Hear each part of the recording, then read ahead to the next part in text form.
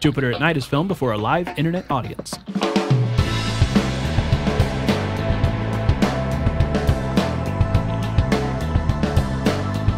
Hello everyone and welcome to Jupiter at Night, or I should say, good evening. My name is Chris. My name is Jeremy. Hey there, James. Hi. Tell people about Jupiter at Night. Why?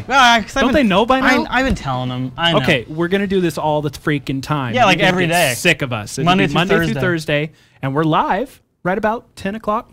10 o'clock Pacific, yep. We haven't officially launched yet. This is still a beta episode, and when we finally come out, we will have that time nailed. All right, now with all that out of the know. way, can we talk about King Tut's penis now, please? No. I really want to talk about King Tut's penis. I know. It's all you've been talking about for like the last hour. But no, All we're right. going to start the show with something else that goes in your hand. This is a story about the Kin. Yeah, oh yeah. Microsoft Kin. Yeah, the Microsoft Kin is. It May looks like it's rest getting in peace. Looks like it's getting killed. Now, I never picked up the Kin. No. I could tell it wasn't for me. But you know, It looks like a freaking toy. we talked about it a little bit. You know, the thing about the Kin is, boy, I saw Well, this it's got one a few coming. things going away I saw from this it. one coming. I really did. You know, the big devices in the market have now, for the last, I don't know, probably year, been BlackBerry, iPhone, with Android just starting to really rock the market. Windows phones have never really seemed like a contender to me. I think Windows Mobile was built to compete with Palm OS, and they won that battle. Yeah. And then they just sat around.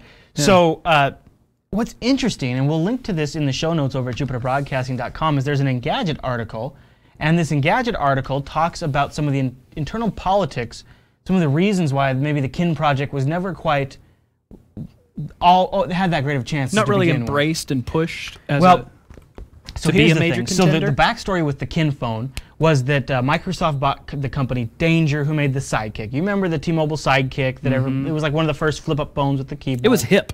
It was hip. And so Microsoft bought them up. Oh, and then Paris Hilton got stolen? Yep. It had some famous security and stability issues. Yeah. So then they were about to launch the next phone. They had a deal. They had a real sweet deal lined up with Verizon. With like a Sidekick 2? It was good. I think they might have been intending to keep the Sidekick branding. It was going to run the Danger OS. Oh, you know what? Actually, I just remembered this side story. I had a friend that was working for a company that was starting to make video games for the Sidekick. And it's... Oh, really? The later one that Microsoft iterations. was... Really? Yeah. And then it got canned? Or? I lost touch with I that guy, must but he have. probably got canned. Yeah, or the Aw, project. Poor guy. Maybe Yeah. maybe got moved on to Android When all phones. this happened. So go on with the story. So they were about to launch the Kin, and there was some internal politics around that. And they said, you know, we really don't want to put a product out there that doesn't run off our own Windows kernel. So they retooled in-house. A lot of debates. Went back to the drawing board. Built the new OS. In fact, people were saying that in this article that it was potentially up to 18 months of delay caused by this retooling of the operating system. Oh, that's going to kill any item. And people were starting to act, well, how does this fit in? You have Windows Mobile 7 coming out at the end of the year. You've got Kin now. It's like this intermediary thing. I think it's for the kids market. What's the point, Microsoft? This isn't your end game, obviously. Are you just killing time trying to have some sort of product in this space?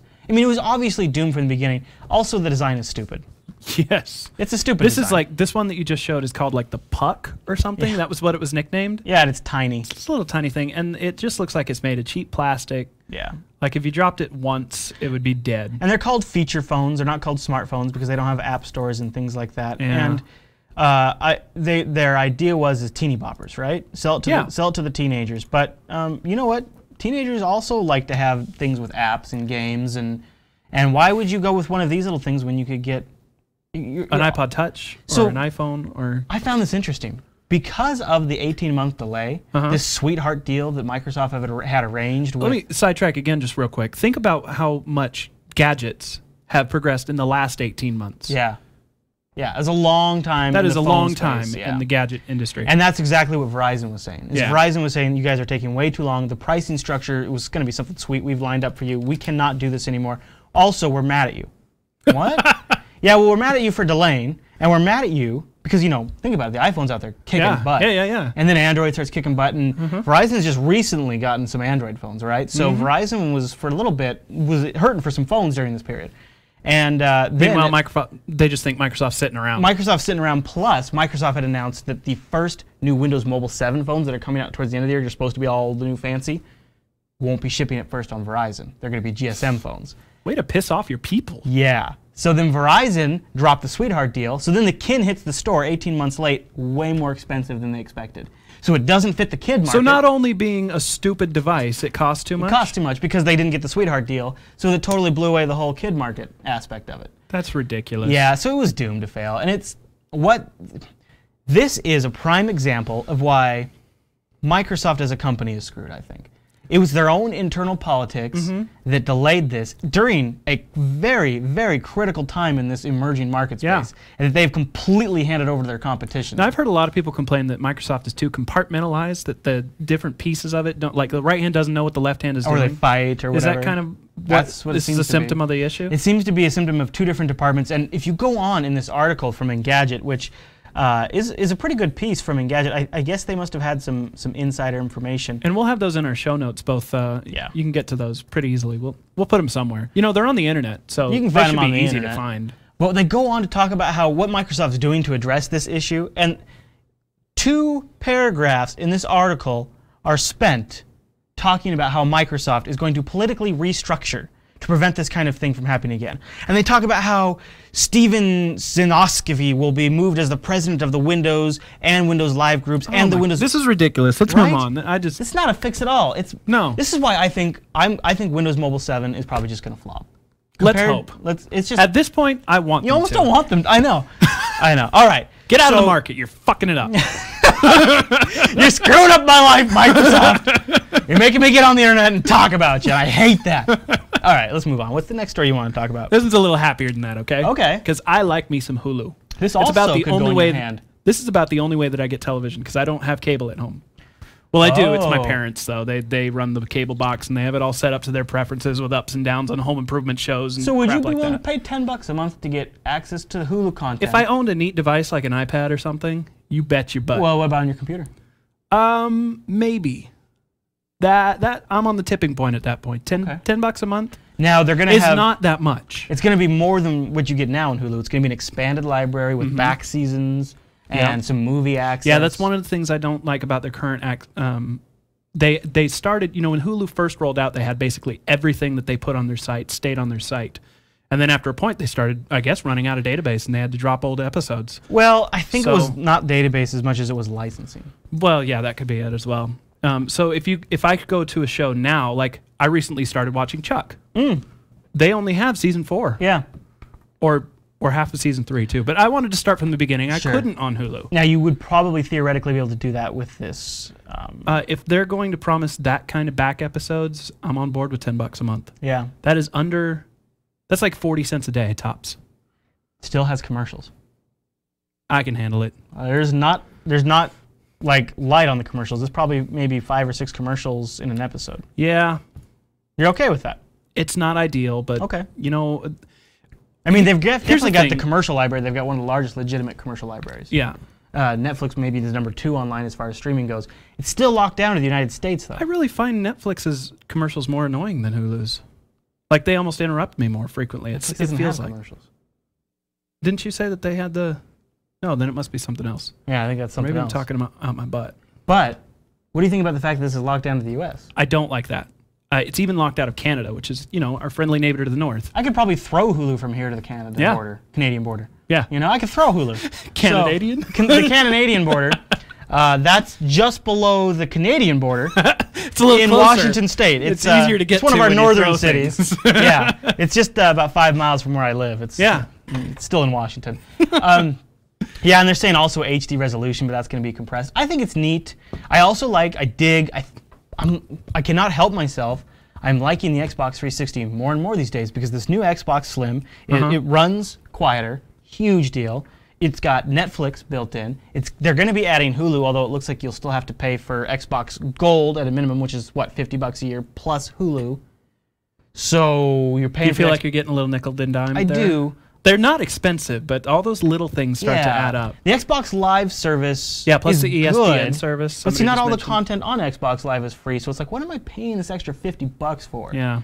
Netflix? I don't know. But more and more stuff I'm able to watch now on my 360. It's starting to make me think I could take I could get one of these new Xbox Slims, put it in my living room, watch Hulu, watch all this stuff, one little device. Would you ever allow this to replace your Boxee or or whatever you've got running out there? Yeah, I don't know. See, the problem with the 360 versus something like a Boxy's, Boxy's unlimited file formats. Yeah. Whatever codec I have installed on the system, it'll play. Whereas Xbox 360 is like these 3 or 4 formats. With Hulu and with Netflix, you have to rely on their libraries. Also. I like having my own library because I might want to just have some off-the-wall show.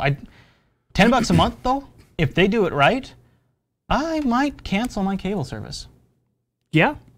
That's kind of what I'm looking at this as a cable alternative. Now, you kind of asked in our show notes, does this have the potential to be a cable TV killer?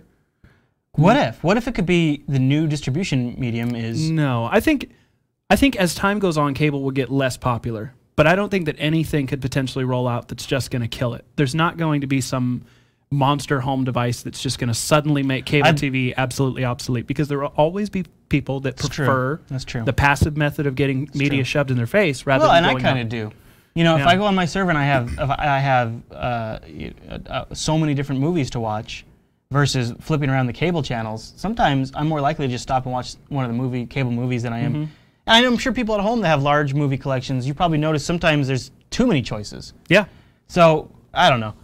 I think it's interesting. It's a wild concept to me that eventually an internet web-based way to watch your videos might actually be enough competition with the cable companies to finally get them to lower the price.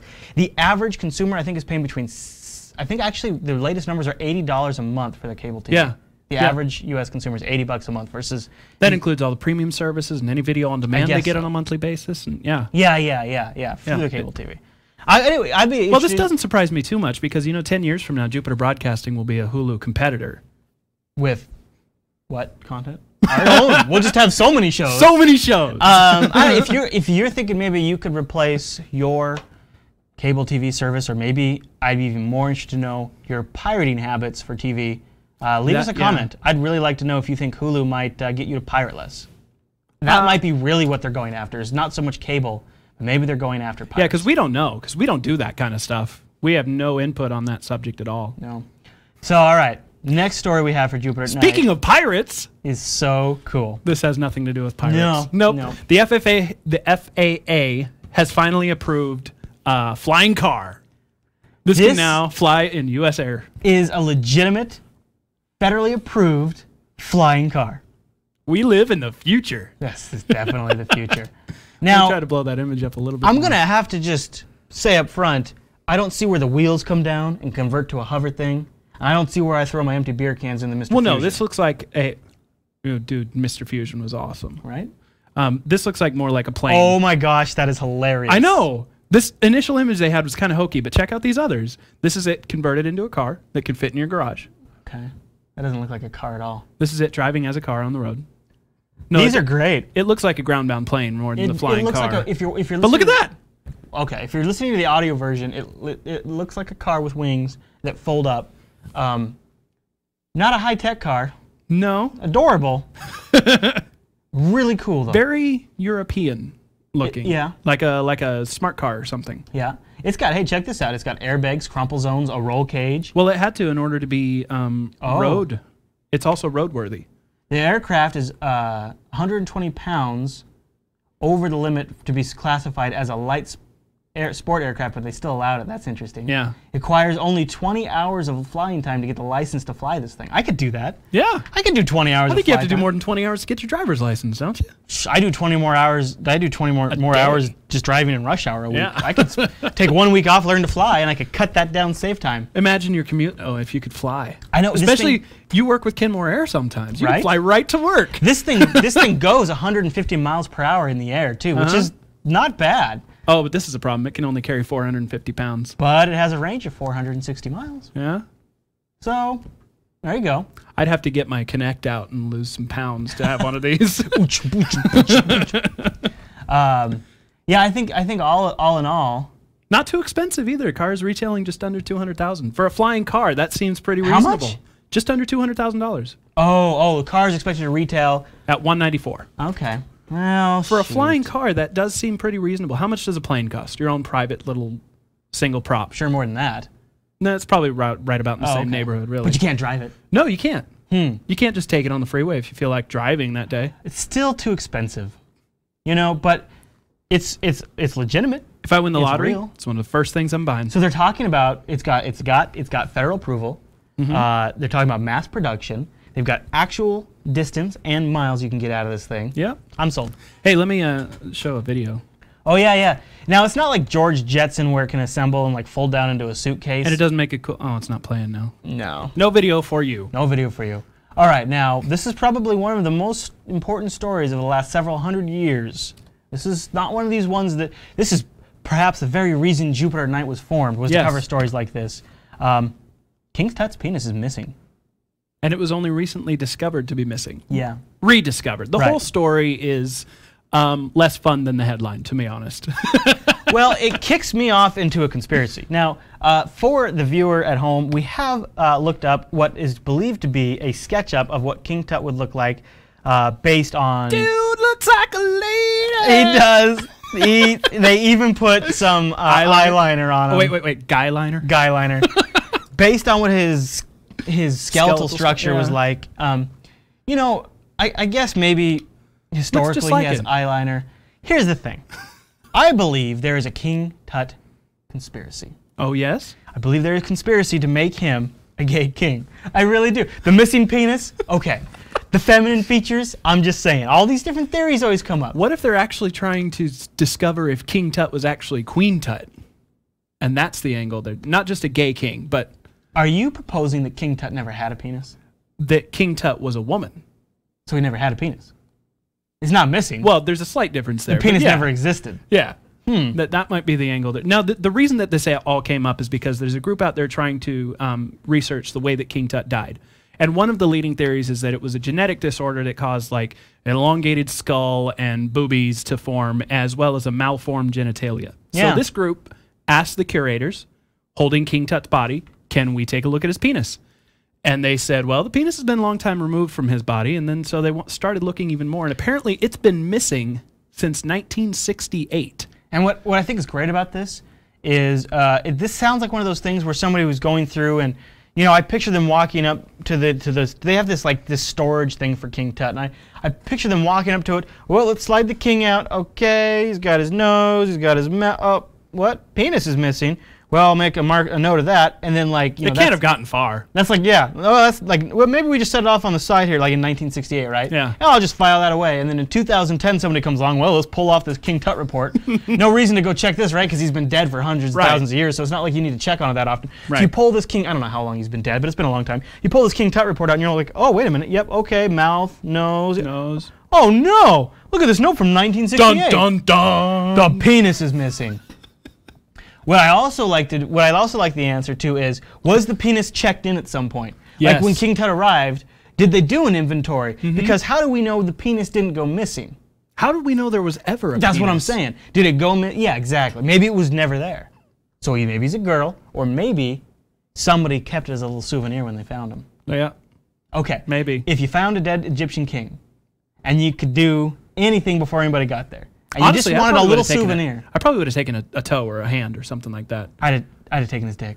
Really? That's the first thing you go for. Hey, look what I have over here. It's King Tut's dick.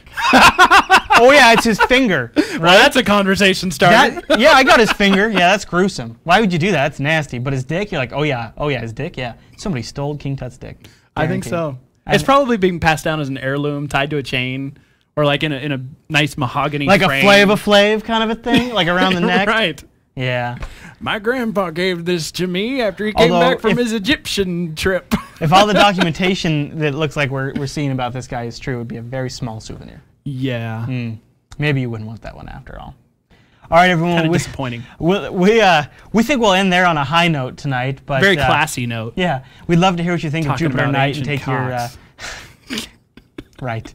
We'd love to hear your episode suggestions and anything else, any other feedback you might have. You can do that in the comments wherever you watch this, over at the forum at jupitercolony.com. You can also check us out on facebook.com. That's where you will find announcements about these live events when we're going to be doing future betas and where we will keep you updated once the show is ready to launch. That's facebook.com/Jupiter Broadcasting. As we get closer to the actual launch day and we get past these beta episodes, we'll have some firm air times for when we're live. Right now, you're probably noticing it's a little hit and miss as we roll these out, but that's just because we're just testing different stuff. But when we get close, we'll let everybody know. Well, like last night, we had a group in here recording a podcast at like 9:30 at night.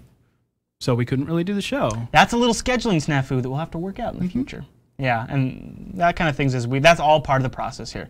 All right, well, we hope you enjoyed this episode of Jupiter Nite. Oh, they did. Oh, okay, good. Yeah. Well, I'm glad. We'll see you tomorrow. Well, that's what I would say.